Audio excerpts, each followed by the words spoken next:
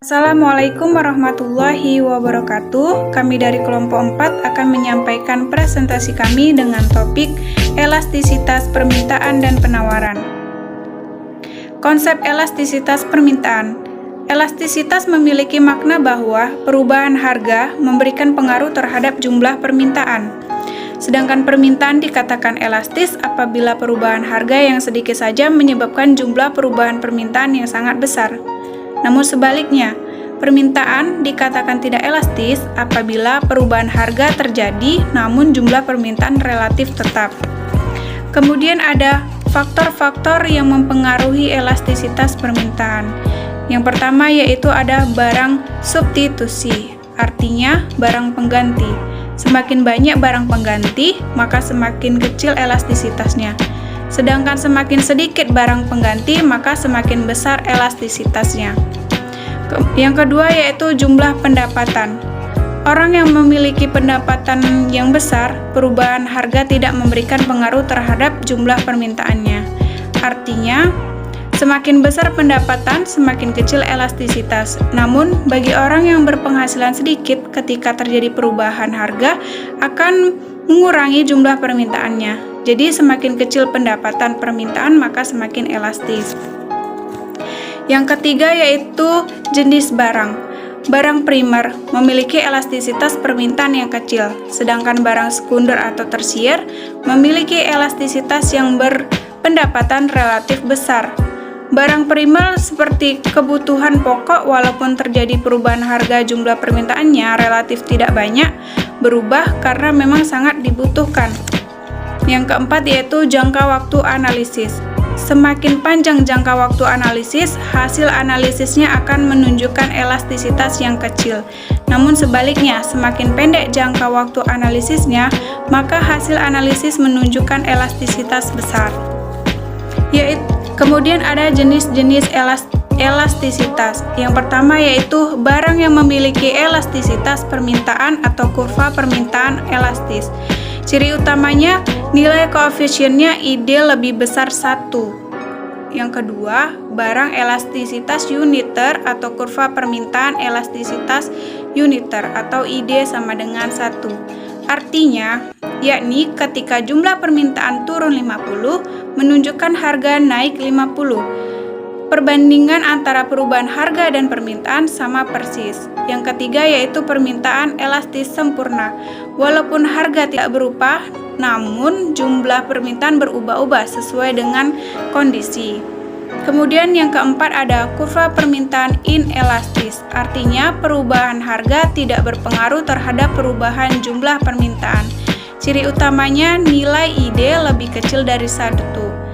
Yang kelima yaitu kurva permintaan inelastis sempurna. Di sini berupa harga berubah, jumlah permintaannya relatif tetap tidak berubah. Baik, di sini saya akan menjelaskan mengenai konsep elastisitas penawaran. Jadi, elastisitas penawaran ini memiliki makna bahwa kondisi di mana terjadi perubahan harga akan berpengaruh terhadap jumlah penawaran. Nah, semakin besar pengaruh perubahan harga, itu akan menunjukkan harga barang semakin elastis. Namun sebaliknya, ketika pengaruh perubahan harga kecil terhadap jumlah penawaran akan menunjukkan sebuah barang elastisitasnya itu rendah. Selanjutnya itu ada faktor-faktor yang mempengaruhi elastisitas penawaran. Yang pertama itu kapasitas produksi perusahaan. Kapasitas produksi menunjukkan kemampuan perusahaan menghasilkan barang atau jasa. Yang semakin besar kapasitasnya itu akan menyebabkan penawaran semakin elastis. Namun semakin kecil kapasitas produksinya, penawaran semakin tidak elastis. Kemudian yang kedua, jenis barang yang diproduksi atau persediaannya. Nah, jika barang tersebut mudah rusak, maka permintaan itu akan kurang elastis. Dan namun jika barang tersebut awet, maka kemampuan elastisitasnya akan menunjukkan elastisitas yang besar. Dan yang ketiga, jangka waktu analisis. Sama dengan elastisitas permintaan, jangka waktu juga punya pengaruh terhadap elastisitas penawaran. Nah, semakin panjang jangka waktu analisisnya, maka elastisitas yang dihasilkan itu akan semakin besar. Jenis elastisitas penawaran. Yang pertama itu kurva permintaan elastis. Artinya, perubahan sedikit pada harga akan menyebabkan jumlah penawaran berubah begitu besar. Yang kedua, kurva penawaran elastis uniter. Ini sama dengan 1.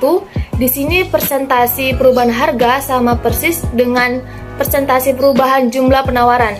Nah, jika harga itu berubah 50% naik, maka jumlah penawaran itu juga akan naik jadi 50%. Yang ketiga, kurva penawaran elastisitas sempurna. Di sini menunjukkan bahwa berapapun produksi, berapapun jumlah penawarannya, maka harga itu relatif tetap atau harga tidak berubah. Namun di sini penawaran menunjukkan perubahan yang sangat fluktuatif. Yang keempat, kurva penawaran tidak inelastis, di mana perubahan harga itu tidak terlalu memberikan pengaruh terlalu besar terhadap jumlah penawaran. Dan yang terakhir, kurva penawaran inelastis sempurna.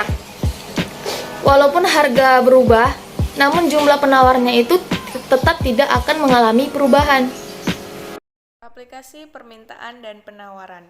Di dalam perekonomian yang belum berkembang, sektor pertanian penting sekali peranannya. Kemunduran peranan sektor pertanian dalam perekonomian yang telah mencapai tingkat kemajuan tinggi ditimbulkan oleh dua faktor, yaitu pertambahan permintaan barang pertanian yang lambat serta kemajuan teknologi yang pesat. Masalah jangka pendek dalam pertanian. Dalam jangka pendek, harga hasil-hasil pertanian cenderung mengalami naik turun yang relatif besar. Harganya mencapai tingkat yang sangat tinggi pada suatu masa. Sebaliknya, mengalami kemerosotan yang sangat buruk pada masa berikutnya. Ketidakstabilan harga tersebut dapat disebabkan oleh permintaan dan penawaran terhadap barang pertanian yang sifatnya tidak elastis. Faktor yang menimbulkan ketidakstabilan harga pertanian dalam jangka pendek dapat dibedakan pada dua sumber. Yang pertama bersumber dari perubahan penawaran dan bersumber dari perubahan permintaan. Permintaan, pendapatan, dan tenaga kerja. Dalam kegiatan pertanian, perubahan permintaan lebih mempengaruhi pendapatan daripada kesempatan kerja. Sedangkan dalam kegiatan industri, perubahan permintaan lebih mempengaruhi kesempatan kerja dan pendapatan tiap pekerja tidak mengalami perubahan sebesar pada sektor pertanian.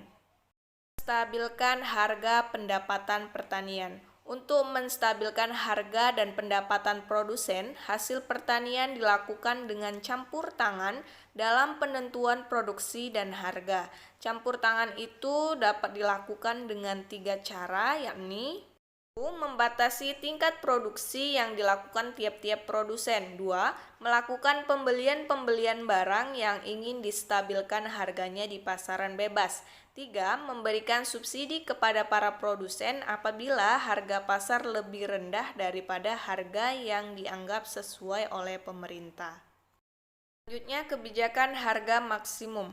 Ada kalanya timbul di mana penawaran terbatas sedangkan permintaan jauh lebih besar.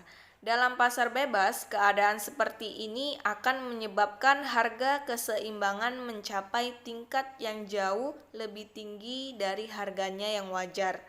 Kebijakan harga maksimum bertujuan untuk mengendalikan harga pada tingkat yang lebih rendah daripada harga keseimbangan dalam pasar bebas tersebut. Harga kebijakan maksimum disebabkan wujudnya kelebihan permintaan, maka kebijakan harga maksimum cenderung untuk menciptakan pasar gelap. Kelebihan permintaan akan mendorong para penjual secara diam-diam menawarkan barangnya pada harga yang lebih tinggi. Pengaruh pajak penjualan. Pengumutan pajak penjualan akan menyebabkan para pembeli harus membayar lebih tinggi untuk memperoleh barang-barang yang dikenakan pajak tersebut. Insiden pajak dan elastisitas permintaan. Semakin elastis kurva permintaan, semakin sedikit beban pajak yang akan ditanggung oleh para pembeli. Semakin elastis kurva permintaan, semakin banyak penurunan jumlah barang yang diperjualbelikan. Insiden pajak dan elastisitas penawaran. Semakin elastis kurva penawaran, semakin banyak beban pajak yang akan ditanggung oleh para pembeli. Dan semakin elastis kurva permintaan, banyak penurunan jumlah barang yang diperjualbelikan. Insiden pajak dan elastisitas penawaran. Semakin elastis kurva penawaran, semakin banyak beban pajak yang akan ditanggung oleh para pembeli. Semakin elastis kurva penawaran, semakin banyak penurunan jumlah barang yang akan diperjualbelikan. Selanjutnya yaitu pengaruh subsidi pemerintahan. Subsidi adalah pemberian pemerintah kepada produsen untuk mengurangi biaya produksi yang ditanggung produsen. Subsidi dapat menurunkan harga. Keuntungan yang diperoleh pembeli dengan adanya subsidi tergantung pada besarnya penurunan harga yang berlaku. Subsidi dan elastisitas permintaan. Semakin elastis permintaan, semakin besar bagian dari subsidi yang akan diperjualbelikan. Subsidi dan elastisitas permintaan. Semakin elastis permintaan, semakin besar bagian dari subsidi yang akan diperoleh penjual. Semakin elastis permintaan, semakin banyak pertambahan jumlah barang yang diperjualbelikan. Subsidi dan elastisitas penawaran. Semakin elastis penawaran, semakin kecil bagian dari subsidi yang akan diperoleh penjual.